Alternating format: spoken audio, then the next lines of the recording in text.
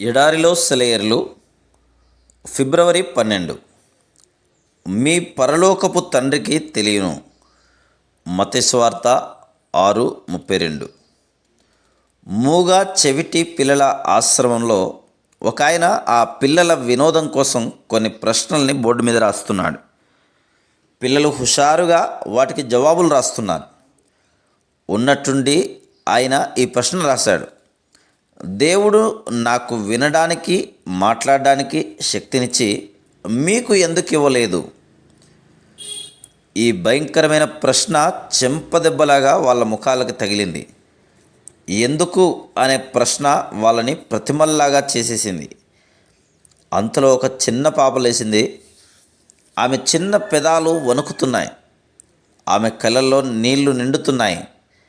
నేరుగా బోర్డు దగ్గరికి నడిచి చాక్పీస్ను అందుకుంది.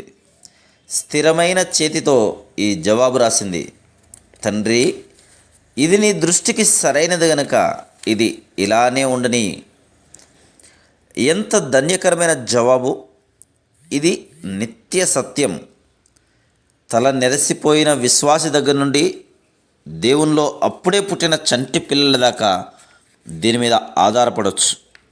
దేవుడు మన తండ్రి అనే సత్యం. నిజంగా దీన్ని నమ్ముతున్నావా? నువ్వు నిజంగా ఈ సత్యాన్ని నమ్మితే నీ విశ్వాస విహంగం అశాంతిగా అటు ఇటు ఎగిరిపోక తన నిత్య విశ్రాంతి స్థానంలో గూడు కట్టుకుని ఉంటుంది.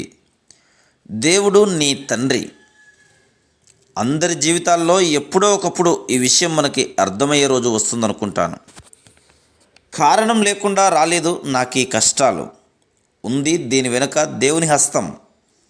నేను చూడలేనిది ఆయనకు అవగతమే. ప్రతి నొప్పి వెనుక ఉందొక ప్రయోజనం. ఈ లోకంలో నష్టం, పైలోకంలో లాభం.